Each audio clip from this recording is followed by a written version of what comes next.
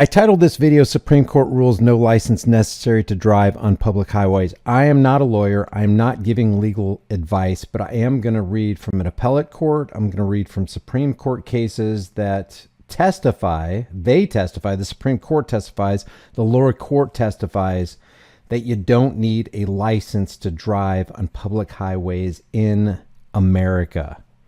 Again, I'm not giving advice. Do what you want, but just educate yourself. Remember, Samuel Adams said, "No people will tamely surrender their liberties, nor can any be easily subdued when knowledge is diffused and virtue is preserved." On the contrary, when people are universally ignorant and debauched in their manners, they will sink under their own weight without the aid of foreign invaders. When knowledge is diffused, it's very, very difficult to come against somebody who has that knowledge, because knowledge is power. And so I'm going to start from the ending and work our way back. And the thing I want to key in on in this case, People versus Horton, is this little phrase right here, this little sentence.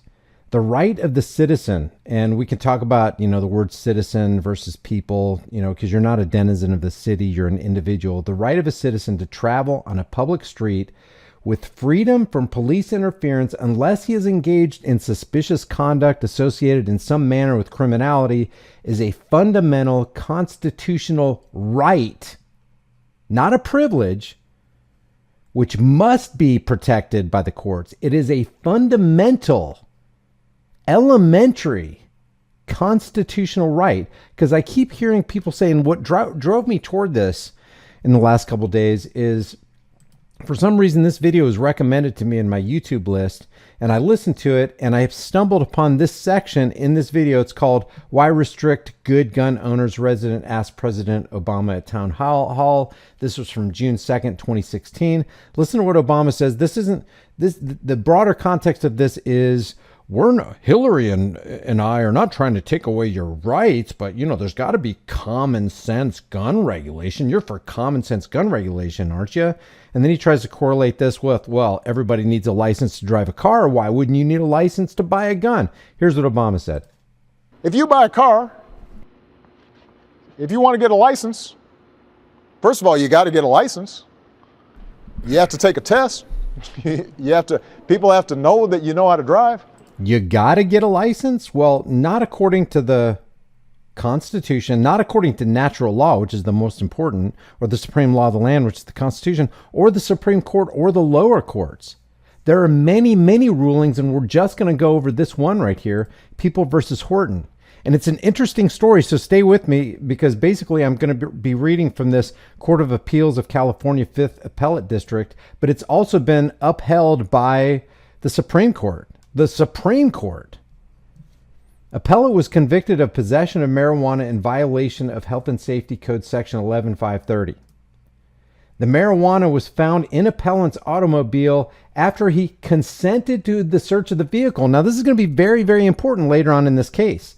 Appellant presents two main points for reversal: that the officer who stopped the vehicle did not have probable cause to do so or to detain appellant, that a search made pursuant to consent immediately followed an illegal detention is invalid. This is going to become very important here in a second. So there are a couple kernels of truth to add to our knowledge banks on this court decision. The facts are undisputed. Appellant, a 20-year-old youth, was stopped by Officer Winfrey while driving an automobile on McHenry Avenue in Modesto at about 1:15 in the morning. There were two passengers in the car, appellant's 15-year-old brother and his 10-year-old cousin. As Officer Winfrey approached the automobile, he noticed that there was no key in the ignition. The officer mentioned this fact to appellant and was told that appellant had lost the keys about 2 weeks earlier and that he had to hotwire the vehicle to start it. Winfrey asked appellant's permission to search the automobile, and permission was granted. He found two burnt cigarettes in the glove compartment. Officer Winfrey then asked to see vehicle registration slip, and when he discovered that the car was registered to Lillian Lacus in Rosemead, California, placed appellant under arrest. Appellant was searched, and a rolled cigarette was found in his shirt pocket. All three cigarettes contained marijuana. So you would think, oh, busted. It's curtains for this guy. It's all over. Well, that's not how the court saw it. It is, of course, true, as respondent maintains, that the provocation required to permit a police officer to temporarily detain a person for questioning is not the same as that required for a valid arrest or a lawful search. Nevertheless, and then it gives a couple court cases right here. Nevertheless, the right of a police officer to stop a motorist or detain a pedestrian for questioning is not without constitutional restriction. You hear that, cops?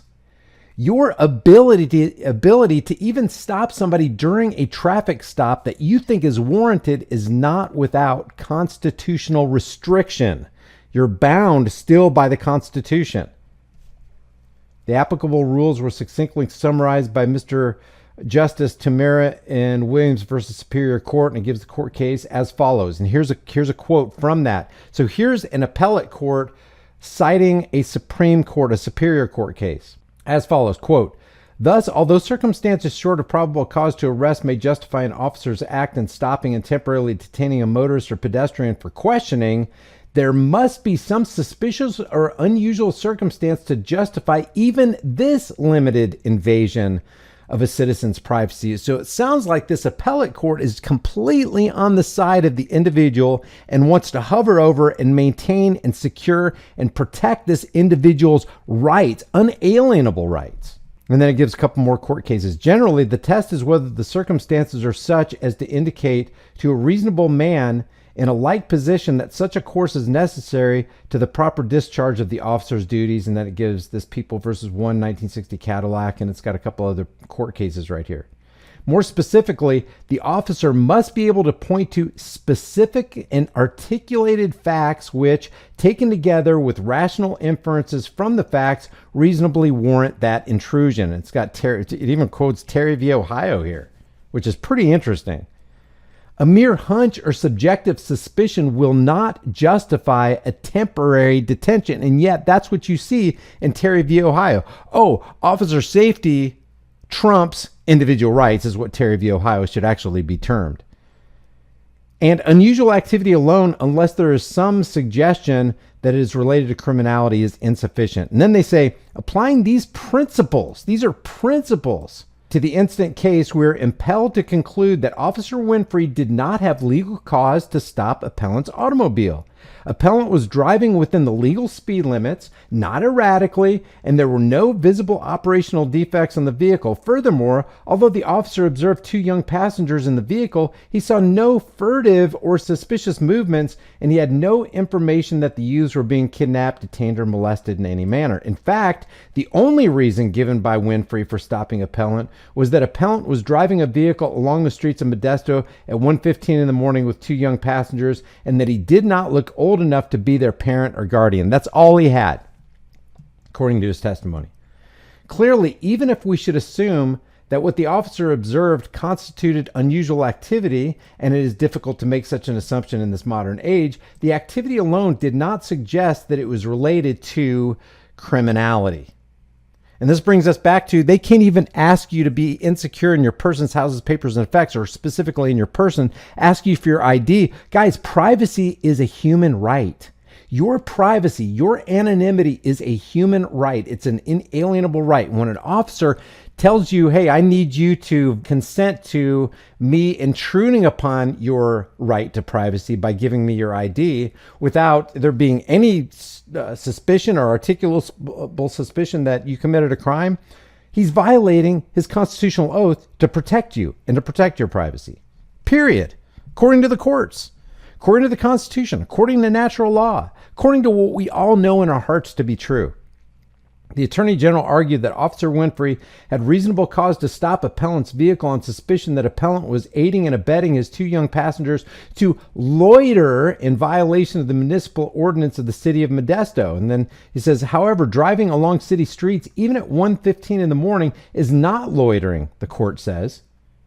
For all that Officer Winfrey knew, appellant could have been driving his two young passengers home from a theater or other authorized place of amusement. We are not insensitive to the numerous problems which face police officers on patrol in a mechanized nation, as we stated in this Superior Court case right here. And then they quote it, quote, the use And it's got this code of the automobile and criminal activity has vastly increased the possibility of unlawful conduct and the likelihood of escape by criminals from the scene of their crimes. Moreover, we are cognizant of the fact that the great majority of police officers assume the grave responsibility which our society has foisted upon them in a courageous and conscientious manner. Nonetheless, and that brings us to this quote right here. Nonetheless, the right, not the privilege, Obama, because people are constantly saying that driving a car or transporting your personal property from A to B on the public highways is a privilege granted to you by the government, not an inalienable right given to you at birth by God or whoever, or it's just inherently in you. They're constantly calling it a privilege. Again, not according to the Supreme Court, not according to lower courts, not according to the Constitution, and for goodness sakes, not according to natural law. I mean, where do you literally have to pull something out of your ass to say, no, you need the government's permission to take your personal property upon the public highways. It's making it up. Nonetheless, the right, not the privilege of the citizen to drive on a public street with freedom from police interference unless he is engaged in suspicious conduct associated in some manner with criminality, is a fundamental constitutional right which must be protected by the courts. That's powerful. Consequently, while we do not censure Officer Winfrey or question his motives, the fact remains that he stopped appellant's vehicle solely because it was occupied by young people. That's all it was. Oh, it just looks suspicious to me. It was occupied by young people.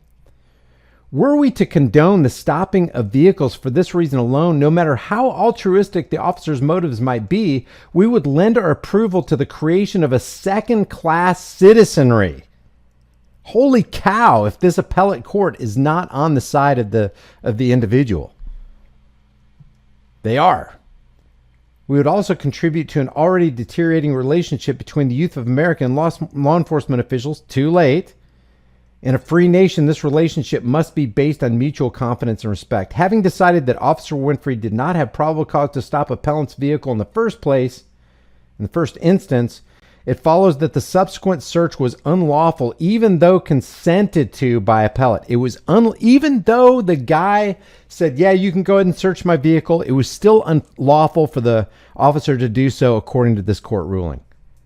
And that all evidence adduced therefrom was the product of an unlawful search. As our Supreme Court said in People versus Haven. There you go. Got the supreme law of the land, the Constitution. You got lower courts. You got the Supreme Court. You got universal law. And they quote this right here. Quote, a search or seizure made pursuant to a valid consent, before any illegal police conduct occurs is obviously not a product of illegal conduct.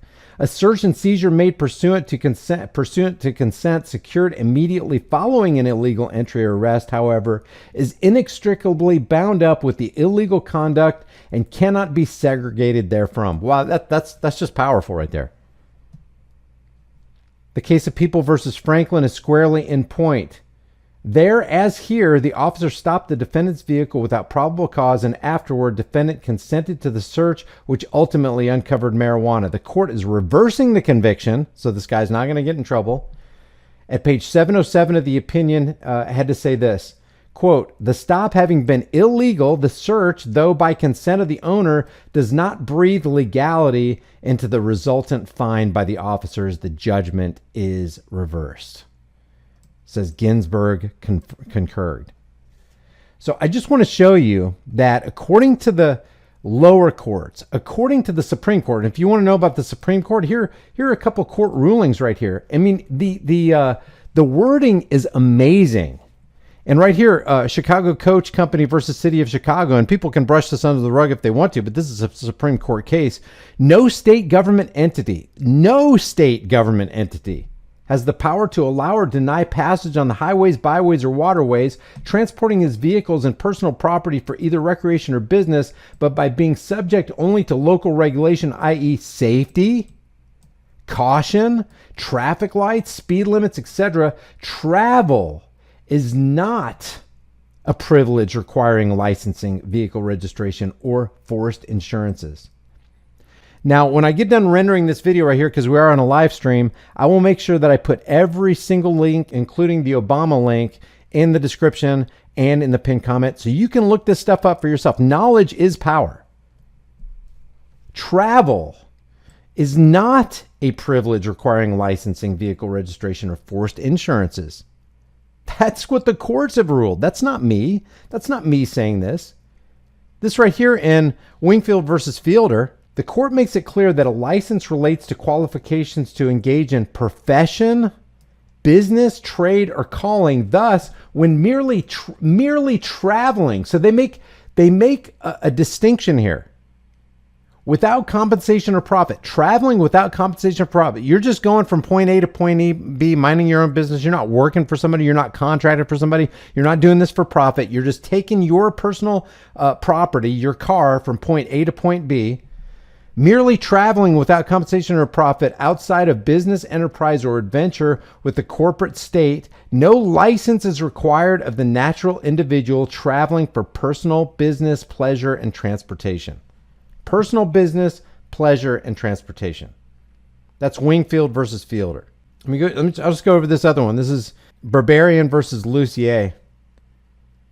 It says, the use of the automobile as a necessary adjunct to the earning of a livelihood in modern life requires us, in the interest of realism, to conclude that the right to use an automobile on the public highways partakes of the nature of a liberty within the meaning of the constitutional guarantees. Partakes of the nature of a liberty. It's like, this is fundamental. This is basic. This is inalienable or unalienable, however you want to put it. You can't put a lien on this.